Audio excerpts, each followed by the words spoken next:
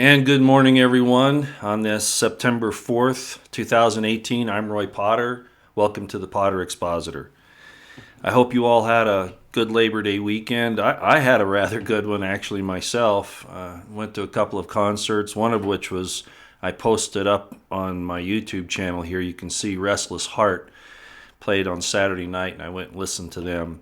And I know, looking at recorded concerts are kind of boring, but I put it up for those who would have an interest, maybe who are, stuck in their houses for whatever reason. Maybe they're not feeling well or whatever. It's just something to look at other than the standard, videos that you see on YouTube from the different musical groups.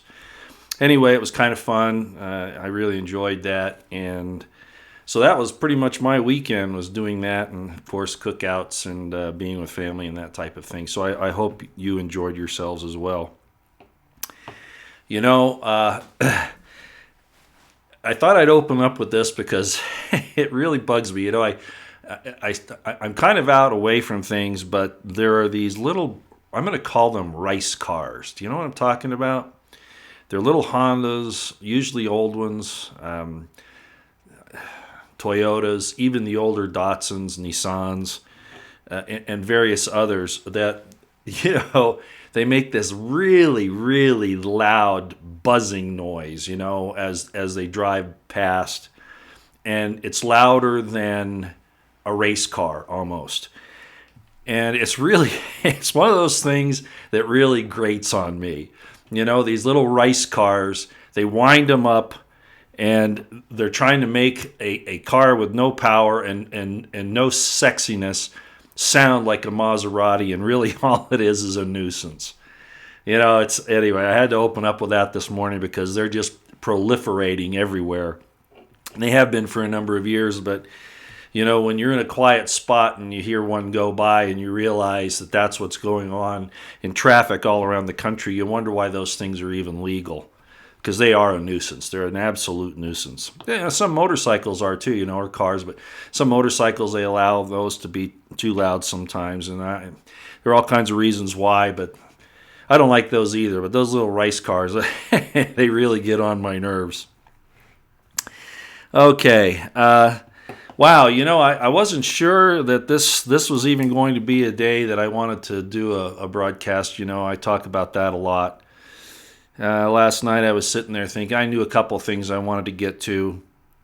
But as I started looking around, I thought, really I need to cover some of these other things as well. So here we go. I wanted to start off with this whole thing with Bill Browder. Lee Stranahan is really the point man on all of this, more so than anybody else, on how Bill Browder has been at the center of this entire Russia controversy for a long time. Bill Browder, if you all don't know who he is, you need to go look him up.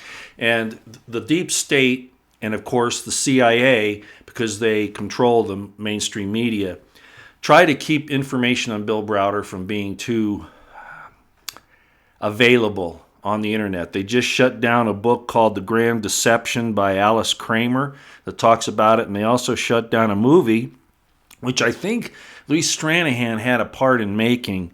It's about the Magnitsky Act. I always have a hard time saying that.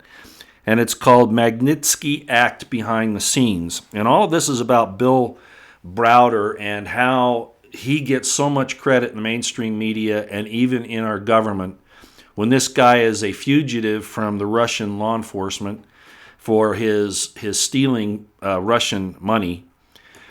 He's also very much to do with some of the Russiagate things that are going on.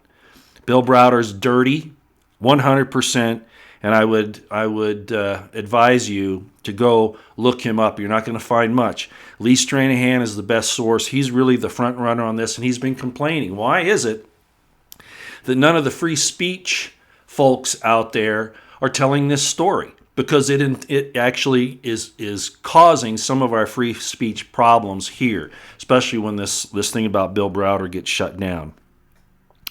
Like I said, his stories have been removed from the internet, primarily this book that I talked about, Grand Deception, and the Magnitsky Act, behind-the-scenes movie. And basically, it's their purpose is to stop the claims against Browder because he has been used by the deep state, by the CIA. He's not an honest guy. The New World Order and the deep state want to be able to keep pushing against Russia and to push their Russia narrative, which, as everybody should know by now, Russia's not the problem, it's China, right? If there's a problem in the world that's really a threat to the United States, it's China, it's not Russia. The fact of the matter is, as Paul Craig Roberts says, the United States is more of a threat to world peace than any other single government on the face of the earth, and that's true. And I'll say that whether you like it or not. Hopefully, what Trump's trying to do will turn this around. And I'm going to talk about Syria in a few minutes. But I've said, if he acts on Syria, and again, I'm very concerned about that. But we'll get to that in a couple of minutes. Another thing about Bill Browder is that he renounced his U.S. citizenship. He was the biggest hedge fund manager in Russia. And like I said, he was the center of the Magnitsky Act. Now, if you don't know what the Magnitsky Act, and guess who had a hand in this? No other than our illustrious, notorious John McCain, one of them, had something to do with this. It was basically to prevent Russia from being able to exact justice from people who committed crimes in Russia, and of course, on behalf of whom? Yes, the United States and its accessories. So basically, the Magnitsky Act holds, and it has to do with a guy who died in prison who had worked for Browder, but in a Russian prison. But the circumstances are not as they've been told. So at any rate, go look at Lee Stranahan. I want you to pay attention to that and make some noise about it, because it really should be talked about a lot more than it is. By the way, Browder's grandfather was Earl Browder, who was the head of the U.S. Communist Party. That's another thing that they want you to not be aware of. And as Lee Stranahan pointed out with this whole Russiagate thing, Bill Browder is at the center of the Trump Tower meeting that Mueller keeps trying to push. But of course not talking about Clinton's contacts, which really were conspiracy with foreign nations, particularly the Russians and the Chinese and the Ukrainians and the Saudis. And I mean, we could go on and on and on. Okay, well, I don't want to touch that one yet. We're going to wait on that one for a few minutes. I'm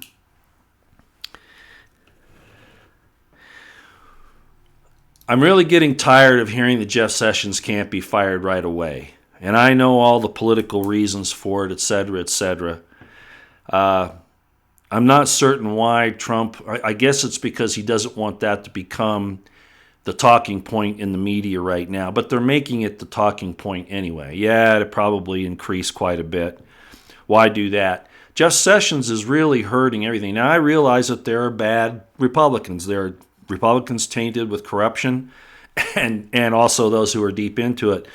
But Sessions has allowed his DOJ to go after a couple of Republicans on financial situations again, tie them into campaign contributions, etc., and misuse of funds, misappropriation of funds.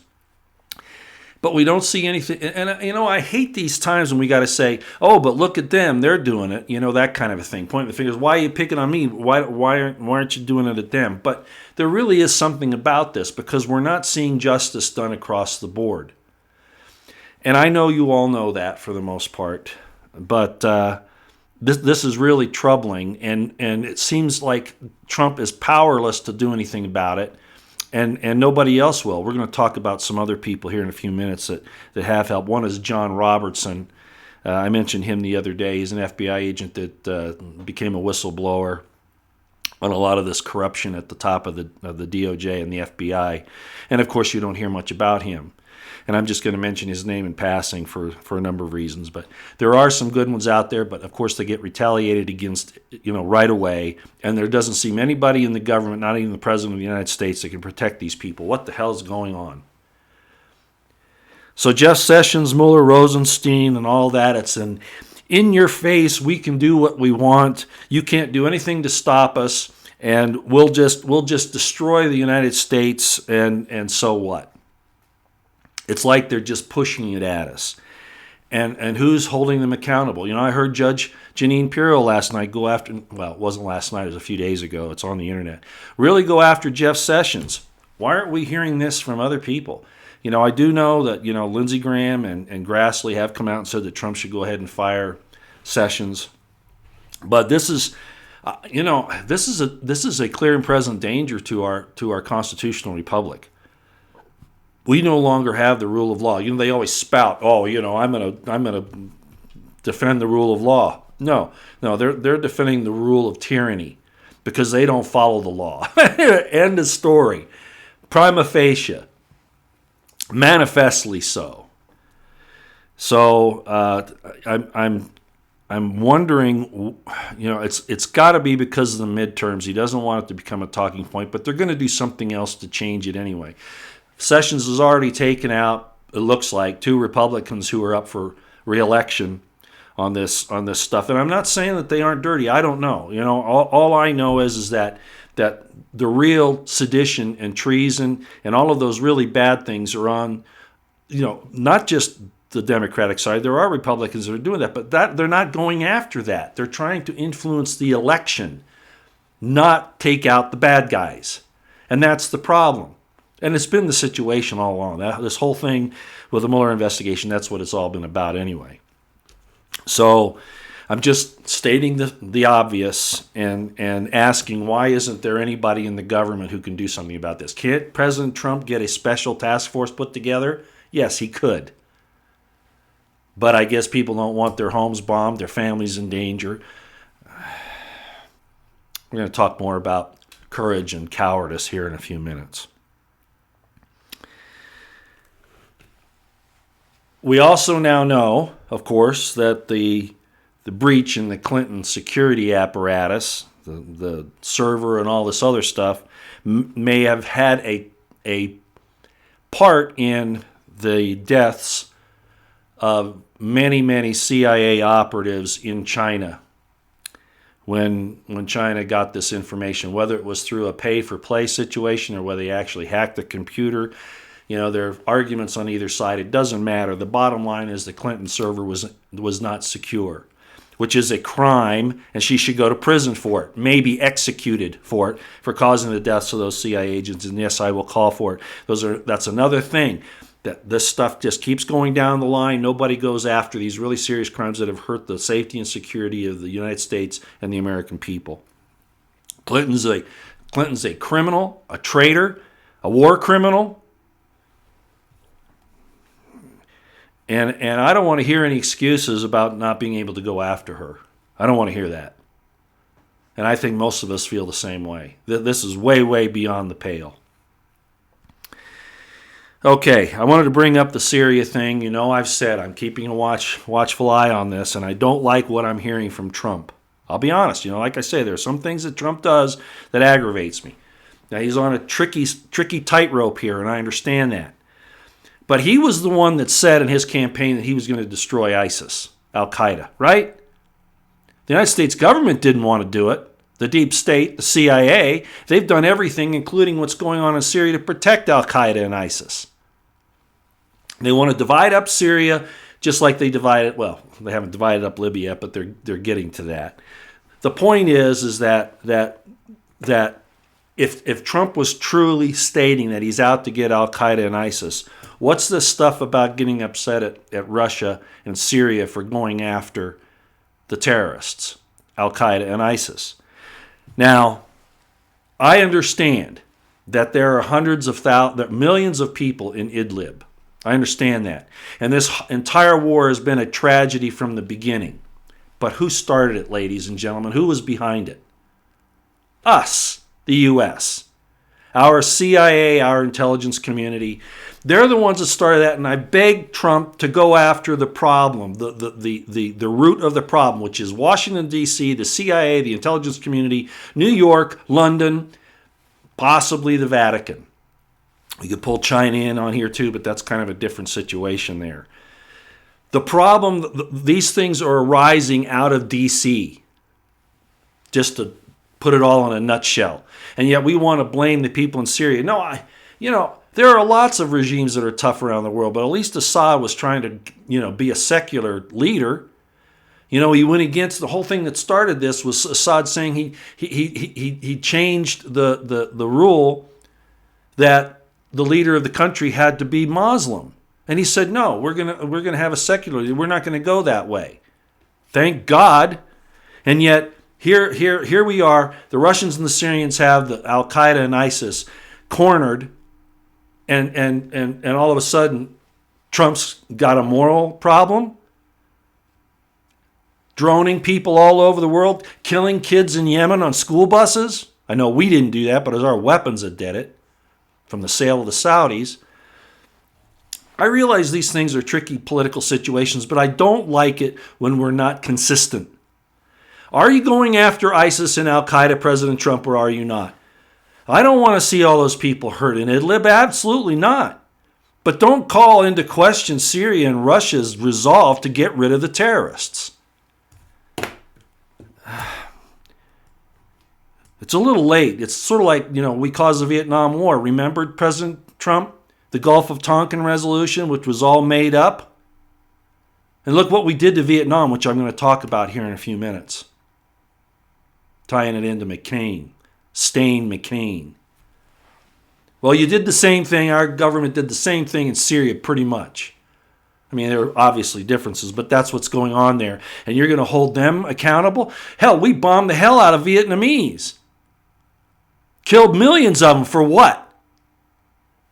And here we are in Syria. We have Al-Qaeda and ISIS contained, and all of a sudden we're concerned about civilian casualties. Well, I am genuinely concerned about it. And if you don't stop this thing now, and I don't mean the attack on Idlib, I mean ISIS and Al-Qaeda, it's never going to go away. It should never have gotten to this point anyway. I had some great times with Arabic people. I enjoyed their culture. I enjoyed their food. Their music sometimes, But there was always a problem with the extremist side. The news media is willing to talk about extremists in Christianity, which they aren't anything like this. I mean, if you wanted to go back a few years, like into the Inquisition, yeah. And I've talked about Hypatia before. But this is an institutionalized, vast situation that has to be nipped in the bud now. And unfortunately, look at the New Mexico compound. Planning to kill Americans. And don't you think that those things aren't all over the United States, along with, the drug cartels, the insurgency in New Mexico that's been spilling over into the United States with the help of Eric Holder, Barack Obama, the ATF, the FBI, etc., CIA, etc. Because this is the end target. Trump realizes that. And like I said, this information he's putting out against, warning Syria, it might just be for show, I don't know. But I'm really getting tired of the shenanigans, the drama. We know what's right and wrong, and we started this war, and the Russians want to finish it, and I think that's probably a good thing. God bless the people of Idlib. May God protect them. But they're not protected with Al-Qaeda and ISIS there. They're not. That'll turn bad if that's not stopped here pretty soon. I looked at Al Jazeera this morning because I was kind of concerned. How's Al Jazeera covering this? Because, they're pretty much pro-Arab. They are pro-Arab. I don't want to say they're pro-ISIS, Al-Qaeda, but, obviously there's some leanings there. But I checked out Al Jazeera this morning. And basically it reports that Russia says Syria is preparing to resolve the terrorism problem in rebel-held Idlib. Why isn't the U.S. trying to resolve the terrorist problem in Idlib? Maybe we don't have to level the place. If we want to get involved, why don't we send in operatives and take these people out one by one if necessary? No, I know how difficult that is, and I'm not kidding anybody.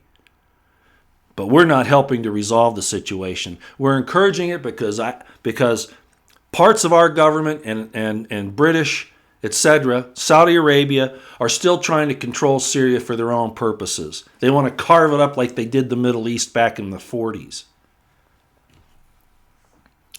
Evil people at work here, and I think Trump knows it.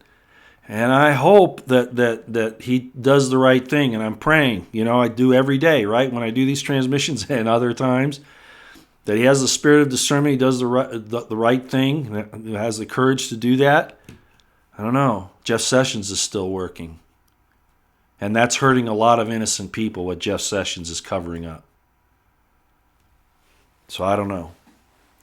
I'm still calling for President Trump to act. I have been for almost, going on 2 years now.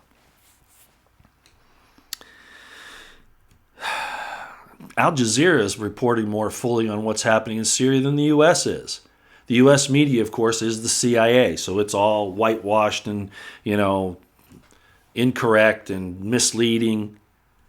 So I hope Trump is not listening to the very, he sits up there and he points at the MSM and says, these are all fake news. These are bad people. He calls them bad people. But he's never gone to the next step and said the MSM is controlled by the intelligence community, particularly the CIA. Well, if he doesn't, and he's got to know that. So if he knows that, why is he trusting the intelligence he's getting? Intelligence, I say that loosely. Actually, it's disinformation that he's getting from his IC people, even his DOD, about what's happening in Syria. Okay, I'm just pointing it out, okay? I love the guy, I love his family, but I don't like these shenanigans. I don't like the drama. I don't like the pretense. We need people to state it plainly and do it plainly. This stuff has been going on for way too long. So I'm calling him out for that reason. Yeah, the way I look at it is if he sent in the U.S. Marshal Service, the DHS, and had them supported by the United States Marine Corps and went into the CIA and the FBI and the DOJ tomorrow, I would clap my hands and say, right on. Oh, yeah, it's gonna throw the country into a tizzy. But I don't think, everybody's thinking the midterms are going to resolve all this. No. No matter which way it goes, it's not going to resolve it.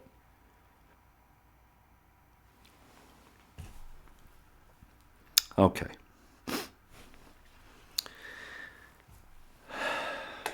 What did I call this video? By the way, in case I didn't tell you, hopefully I've been transmitting the whole time. I called this McCain was no Hugh Thompson, and this is where we're going to end today. By the way, the chat is on, but I'm going to tell you what we're going to probably do with that here at the end after I get done with this part of the presentation.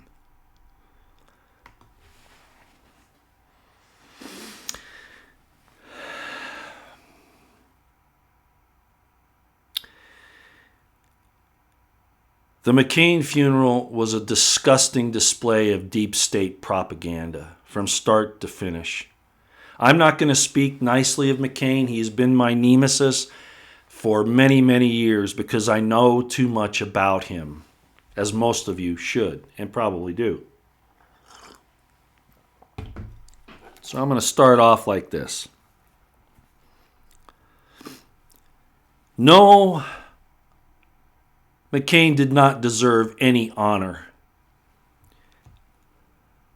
There's a story that's been written, it's on several news services, by a Danielle Ryan, who's based in Ireland. She's a freelance journalist. I'd encourage you to look up her report, her op-ed. It's entitled, McCain's Funeral Was a Disgusting Exercise in Historical Revisionism. No Americans are being able to say that, but an Irish lady can. Oh, we have freedom of speech. We have the search for truth in the United States. Truth, justice in the American way. No, we don't. We cover up for some of the most horrible criminals and traitors in the history of our nation.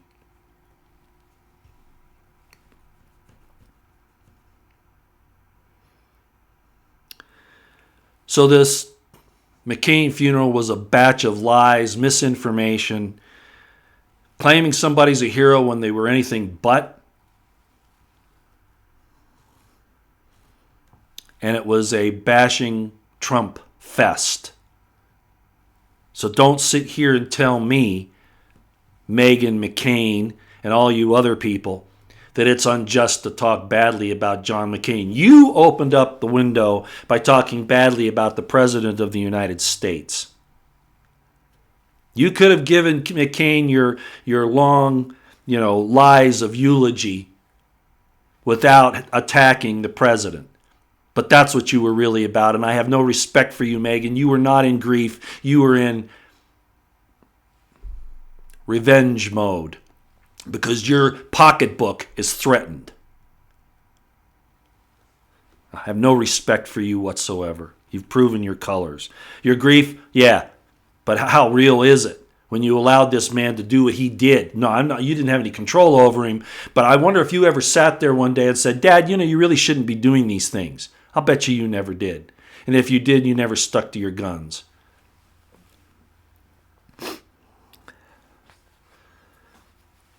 John McCain's father was Admiral John McCain. If you don't know much about Admiral John McCain, look him up.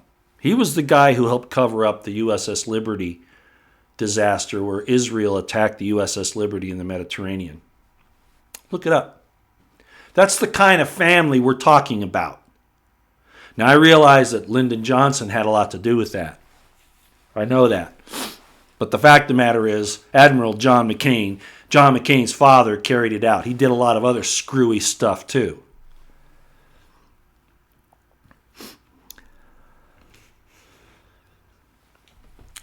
Point out some other things about our illustrious, notorious John McCain. And most of you probably know all this by now. I was talking about it years ago. John McCain started his jet as a prank on the USS Forrestal, and the resulting explosions and fires killed over 100 Navy sailors and Marines. Probably the worst disaster in the Vietnam War. Most Americans killed in one day, and it wasn't because of enemy action. It was because of the irresponsibility, mischievousness, and disgusting behavior of John McCain. And he was never held responsible for it. He should have been thrown in the brig for it and tried and sent to Leavenworth or wherever the hell Navy sends their people. I think it is Leavenworth.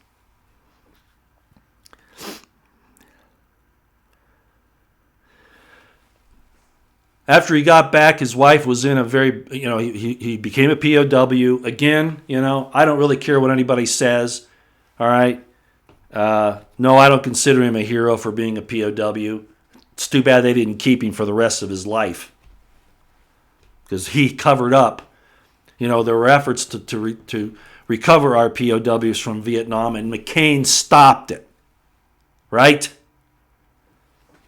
Well, after he got back, his wife was in a car accident and maimed. I thought it was cancer at one time, but that's not what happened. She was maimed in a car accident and disfigured. Beautiful woman. Well, what did our illustrious and courageous John McCain do? He dumped his wife and married a millionairess. That's what he did. He didn't take care of his wife. He didn't follow through with any covenants that he had for her. He's a disgusting piece of crap.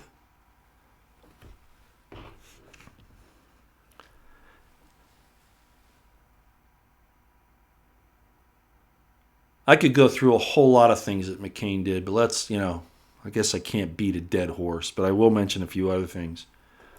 He met, despite the denials of who these people are, he met with Al-Qaeda and ISIS leaders, saying that they were, good patriots and, were just trying to fix their country in Syria. No, he wasn't just in violation of the Logan Act. He was committing treasonous acts and lying to the American people with the help of the CIA, I might add, and the Department of Defense, who want this perpetual warfare. Destroying innocent lives for the sake of their gain and power. Again, I'm going to talk about more of that here in a minute.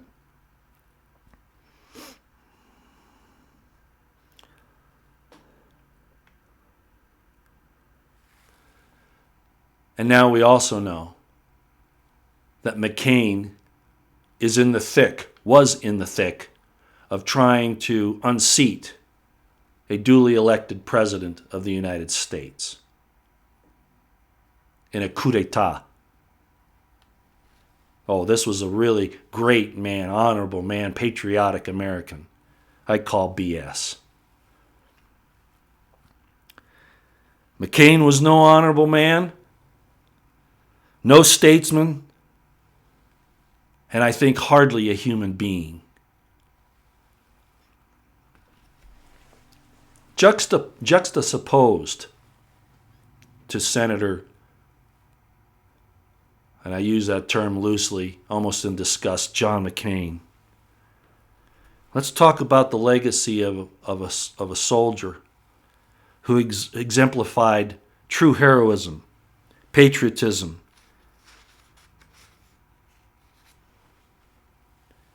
and covering for what is good, doing the good thing, despite the bad situation that he was placed in.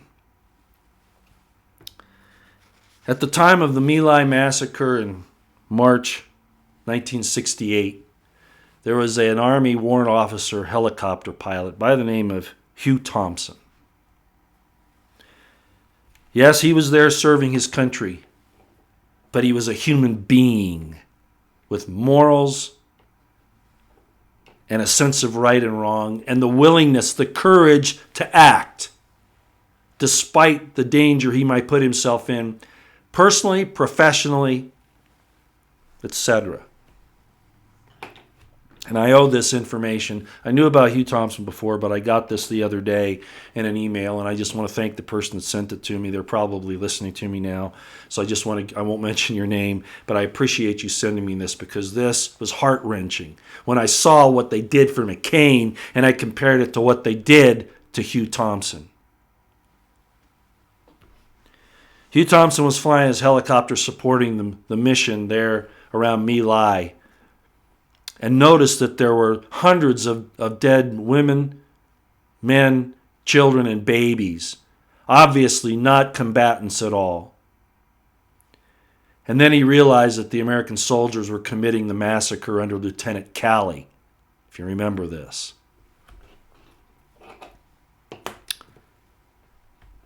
He landed his helicopter. He saw a group of Vietnamese villagers trying to hide, struggling to stay alive, to not be noticed, but the Americans were closing in on this next group. He landed his helicopter between the unarmed men, women, and children that were trying to hide. He landed his helicopter between them and the advancing U.S. Army under Lieutenant Calley. And he told the Americans that if you proceed, I will fire on you. I will shoot you if you try to kill these innocent people. And that was the right thing to do. It was just too bad he was too late, because up to that point, 504 Vietnamese men, women, and children and babies, unarmed, had been slaughtered. We always want to talk about the atrocities committed by other nations, and yet this one, they would have let go if Hugh Thompson hadn't stood up. Then he went in and reported it.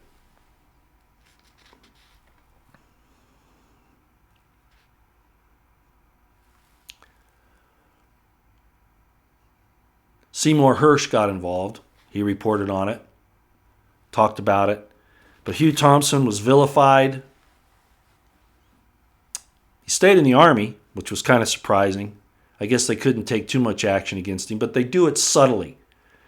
Give you bad assignments, don't give you the promotions you deserve, don't give you the medals you deserve. There are lots of ways they can get back at you, I know.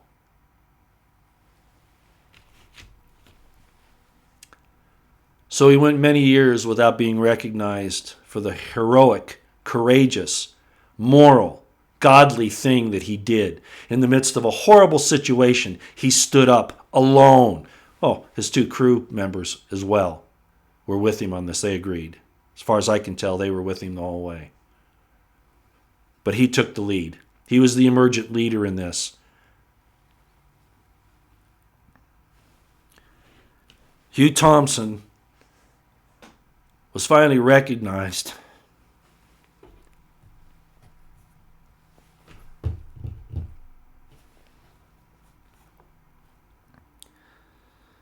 by the Army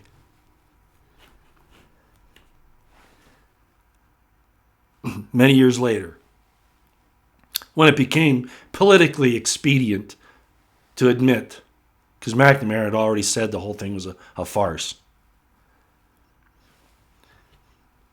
And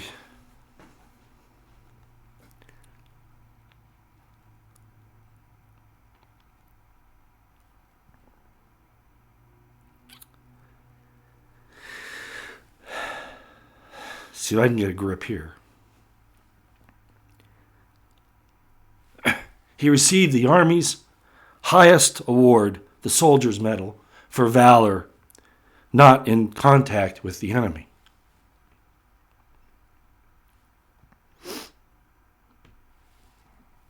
Should have gotten a lot more than that. He died in 2006 of cancer, probably Agent Orange related, at the age of 62.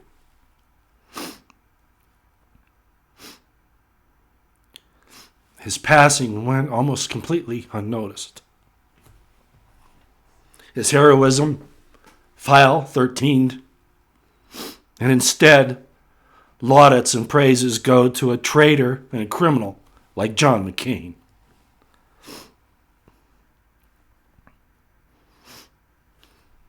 We have had many, many heroes in our history, but categorically, undeniably, John McCain was not one of them. And in honor of Major Hugh Thompson, as an example to President Trump, I'm going to have a moment of silence here. We're not going to have the chat today.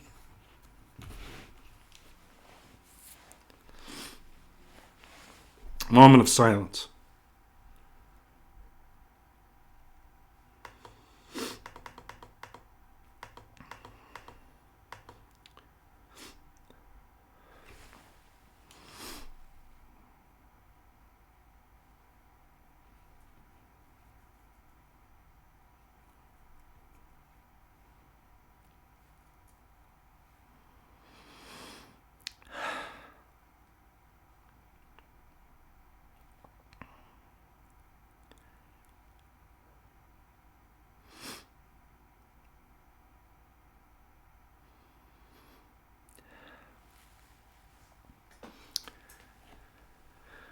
Keep your eyes on the horizon, your ears to the ground. Keep your situational awareness high.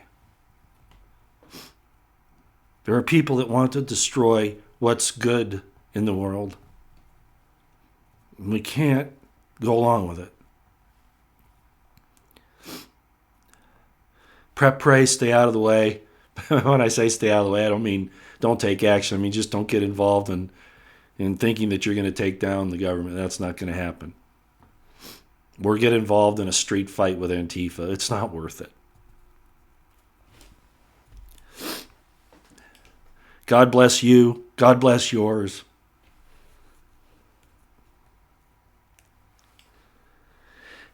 And God bless the Constitutional Republic of the United States of America.